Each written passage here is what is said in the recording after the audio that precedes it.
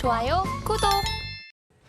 오늘의 뉴스입니다. 연초 부진의 늪에서 벗어나지 못하고 있는 코스피 지수가 역대급 최악의 성적표를 잇따라 받아들고 있습니다. 16년 만에 최대 낙폭을 기록하며 출발한 데 이어서 주요 20개 나라 주요 증시 지표 중 등락률 꼴찌를 기록한 것으로 나타났기 때문입니다. 관련된 내용 짚어보도록 하겠습니다. 우리 증시는 연일 약세를 거듭하고 있습니다. 코스피 지수의 경우 계속해서 내림세를 보이면서 오늘 역시 약보합권 정도에서 거래되고 있는데 연초에 시장을 끌어내린 주요 요인은 어디서 찾아볼 수 있을까요? 네, 우리가 흔히 시장을 이끄는 것이 펀더멘탈, 수급, 심리 세 가지라고 하는데 지금 우리 시장은 세 가지 모두 그렇게 밝은 상황은 아닙니다.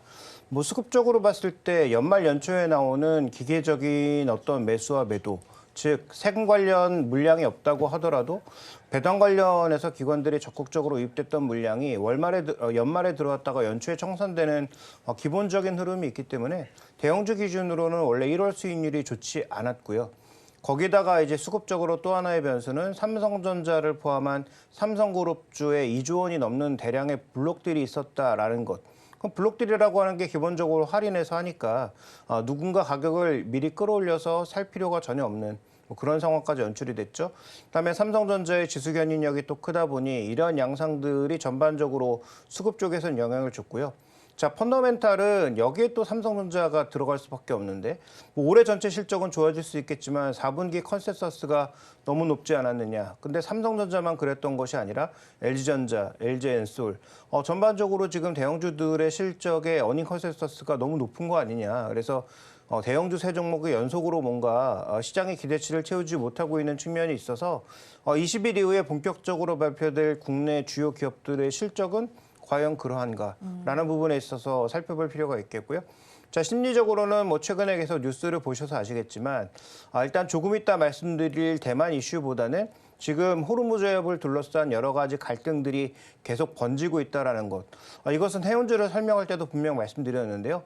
단기적으로 봤을 때는 해운주에게 긍정적일 수 있으나 중장기적으로는 수출하고 있는 모든 국내 기업들의 비용을 증가시키는 요인이기 때문에 좋을 수가 없다라는 말씀을 이미 드렸는데 그런 부분들이 또 심리적으로는 영향을 주고 있는 것으로 보입니다. 그래서 국내 내부적인 어떤 지정학적 이슈보다는 글로벌리하게 벌어지고 있는 지정학적 이슈 중에서 이 중동 지역 쪽의 이슈에 유가가 덜 민감하긴 하지만 국내에 이제 투자하는 분들에게 있어서는 조금 부담 요인으로 작용하고 있는 것으로 해석되고 있습니다. 네, 펀더멘털과 수급 심리 모두가 우리나라 그다지 좋지는 못한 것으로 보입니다. 그리고 주말 동안에 대만의 선거 결과가 나왔습니다. 총통 선거가 끝이 났는데 일단은 친미 성향의 집권당인 민주진보당의 라이칭도 후보가 당선이 됐습니다. 이렇게 되면서 미중 갈등이 고조될 가능성이 제기가 되고 있는데 장단기적으로 우리 증시와 산업 또 라이칭도 리스크를 피할 수는 없을까요? 네, 일단 저는 라이칭도 리스크라는 얘기를 별로 그렇게 설득력 있다고 받아들이지 않고요. 지금 아시다시피 총통 선거에서 민진당이 이긴 건 맞지만 그런데 또 민진당이 의회 선거에서는 과반수를 넘지 못했거든요.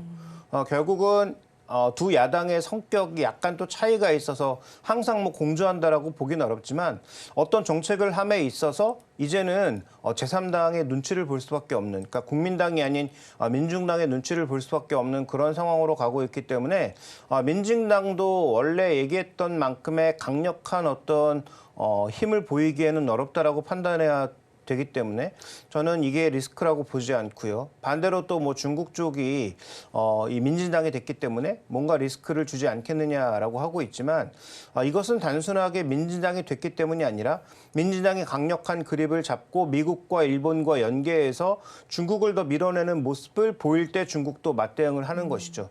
중국의 기본적인 생각은 대만은 자기 땅이라고 생각하고 있기 때문에 여기서 뭔가 중국을 밀어내는 강력한 요소가 나타나지 않았는데 자기 땅에서 벌어지는 무슨 일을 민감하게 반응할 리는 먼저 선제적으로 할 리는 없다라고 보고 있습니다. 그래서 민진당이 됐다는 이유만으로 뭔가 대책을 바꾸고 중국도 무리수를 보일 것 같지는 않다.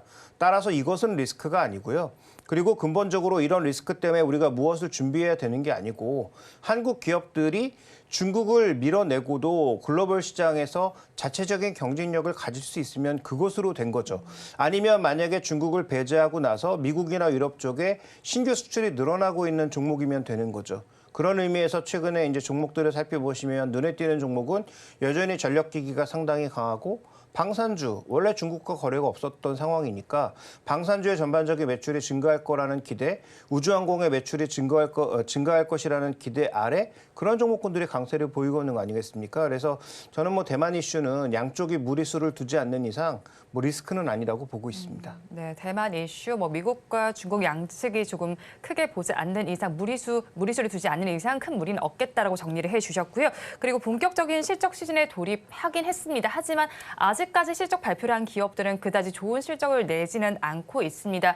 그래도 실적 시즌에 돌입을 한 만큼 앞으로 업종별로는 어떻게 전망을 해보면 좋을까요? 네, 앞서 간단히 말씀드렸지만 저는 전체 실적을 4분기뿐만 아니라 2024년 실적도 전부 다운해야 되는 게 아니냐.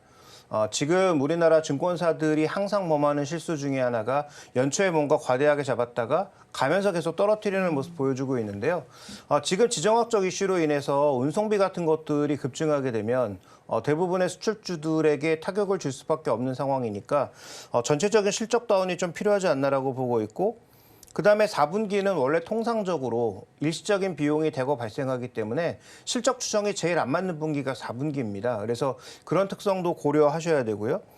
업종별로 살펴봤을 때는 두 가지를 좀 봐야 되는데 2차 전지 오늘도 약세지만 2차 전지 핵심 포인트는 바닥을 지났는가 드디어 모멘텀적으로 혹은 시장에서 뭔가 실적의 반전을 꾀할 수 있는 그런 신호가 즉 최악의 국면이 지나고 있는지를 확인하시는 게 이번 실적에서는 가장 중요할 것으로 보이고 근데 아직 LG 에너지 솔루션의 실적에서는 그런 것들을 발견하기가 좀 어려웠고요.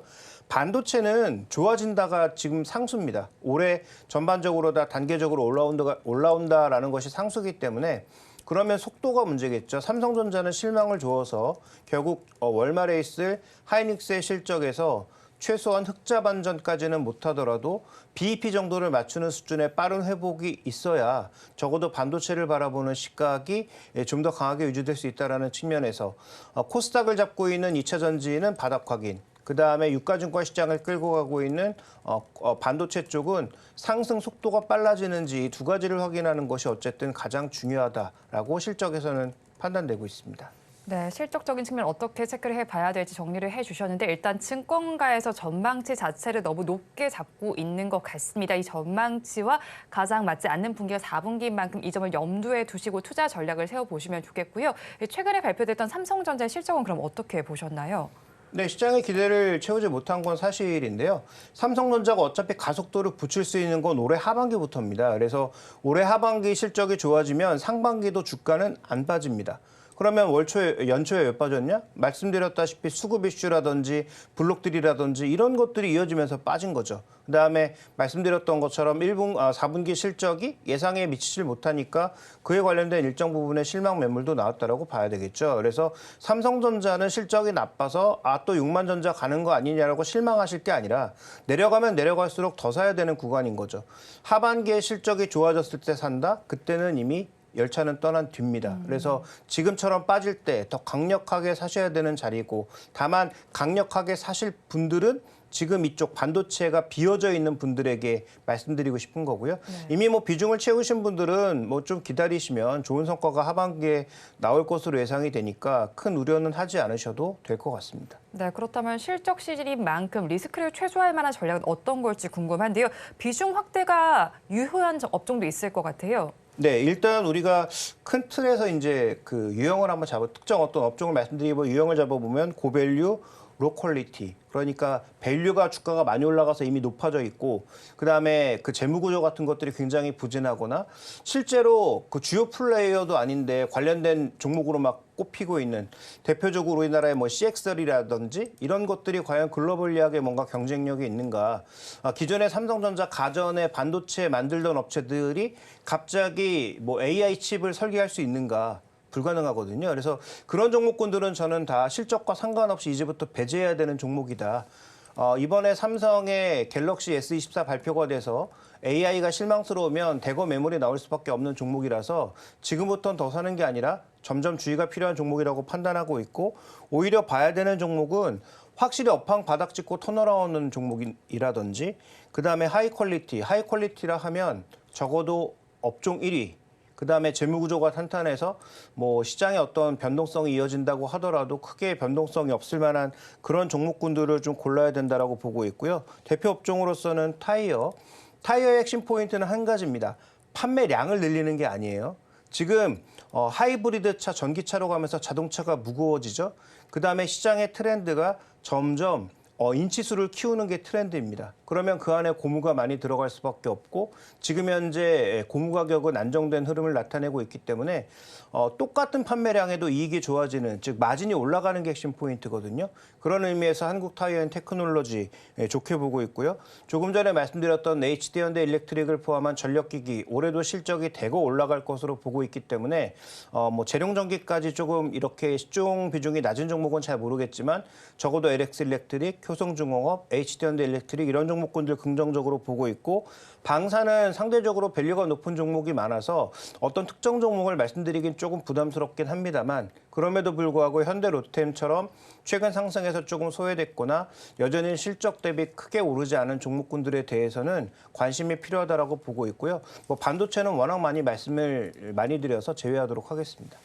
네, 전반적으로 어떤 업종은 좀 바라보면 좋을지까지 정리를 해주셨습니다. 그런데 제가 처음에 뉴스로 언급을 해드릴 때 20개 나라 중에서 사실 우리나라만 조금 증시가 힘을 많이 내지 못하고 있거든요. 더욱더 그런 이유가 특별히 있을까요? 네, 근데 이게 잘못된 게 며칠 지나지도 않았는데 이걸 측정한다는 것 자체가 조금 제가 보기엔 잘못된 거고요. 그러면 작년에 우리가 그렇게 좋지 않았는가를 반추해 볼 필요가 있겠는데 작년에 자꾸 이제 미국처럼 굉장히 하이 퍼포먼스를 보인 국가랑 비교를 하니까 뭔가 우리가 굉장히 뒤떨어진 것 같지만 네. 작년에 코스피 수익률과 코스닥 수익률이 나쁘지 않았습니다. 물론 코스닥은 워낙 이제 여름까지 강하게 달렸다가 내려왔으니까 상대적인 매력도가 떨어져 보이는 것뿐이죠. 그러니까 연초 대비해서 수익률을 생각해 보면 양 시장 모두 굉장히 강했다라는 점을 생각해 보실 필요가 있겠고요. 그래서 지금은 미국이 굉장히 특이한 겁니다. 대표적으로 엔비디아의 신고가가 굉장히 부럽죠. 근데 엔비디아가 설계해서 제품을 만들 TSMC와 SK하이닉스의 주가는 모두 안 좋습니다.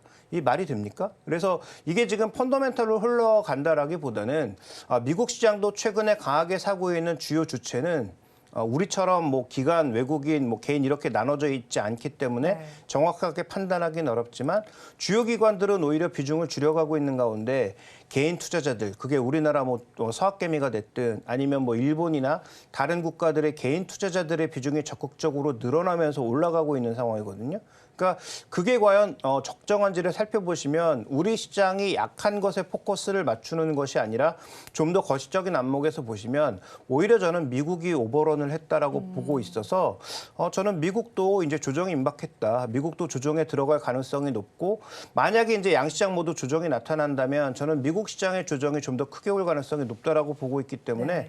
우리 시장이 연초에 조금 흔들렸다는 것에 대해서 뭐 그렇게 크게 우려하실 이유가 별로 없다라고 보고 있습니다. 다만 종목의 선택은 다시 한번 말씀드리지만 금리 변동성에 쉽게 노출될 수 있거나 재무 구조가 불안하거나 펀더멘탈 없이 주가만 밀어올린 종목군들은 철저하게 수익 관리를 할 필요가 있겠다라고 말씀을 드리겠습니다. 네, 1월이 절반 정도 지나가는 시점이긴 합니다. 그래도 아직까지 시간이 남아있는 만큼 우리 증시 자체를 너무 부정적으로 볼 필요는 없겠다라는 의견을 주셨고요. 오늘 탑픽 종목은 어떤 걸로 가지고 오셨나요? 네, 이제 그동안 뭐 반도체 쪽은 워낙 많이 말씀을 드렸으니까 오늘은 자동차 종목 중에서 하나를 말씀드리고 싶은데요. HL 만도입니다. 이번에 제가 CES에서 눈에 띄었던 건 딱 두 가지였는데요. 기아에서 만든 PBV라고 해서 목적 기반형 차량 정도가 눈에 띄었고 그다음에 만도에서 지금 자율주행 로봇이 나와서 주차를 자동으로 해주는 그런 로봇이 이번에 굉장히 각광을 받았고 뭐 혁신상을 받았는데 뭐 이것이 뭐 당장 매출에 크게 기여되지는 않겠지만 이런 데이터가 누적된다라고 하는 것은 저는 뭐 긍정적인 분위기로 보고 있고요. HL 만도의 가장 큰 문제는 매출 성장은 지속하고 있는데 수익성이 안 나온다는 거죠. 이 회사가 수익성이 안 나오는 이유는 두 가지인데 원래도 수익성이 낮았던 데다가 또 하나의 포인트는 이런 자율주행 같은 것들을 연구 개발하는 과정에서 상당히 이제 그 고스펙 인력들을 대거 모집하다 보니까 인건비가 대거 늘어나는 것이 실적 하향의 주요 원인입니다. 그런데 외형 성장이 되고 있고 이런 외형 성장 자체가 결국 성장 기반으로 되고 있는 것이라면 예전만큼 뭐 PBR 2배, PER로 봤을 때 한 20배 이상, 그다음에 PBR로 봤을 때 2배 이상 받는 그런 강력한 퍼포먼스는 기대하기 어려워도 그동안 시장 대비 약세를 보였던 그런 저평가 양상은 실적이 조금만 더해지면 제가 보기엔 언제든지 회복할 수 있는 모습이어서 굉장히 보수적으로 에이다스양 매출의 증가가 조금 나타나서 이익이 올라갔을 때는 PB 1배 정도는 회복할 수 있겠다라고 보고 있고요. 그러니까 예전에 PB 2배에서 놀던 종목이 PB 1배로 낮춰도 현재 목표가가 48,000원. 그러면 현재가 대비해서 한 30-40%의 기대 수익률을 우리가 바라볼 수 있기 때문에 또한 뭐 재무구조의 우수성이라든지 이런 것들은 뭐 의심할 여지가 없어서 이 종목을 말씀드리고 싶고요. 손절 가격은 뭐 35,000원 정도를 잡아보도록 하겠습니다.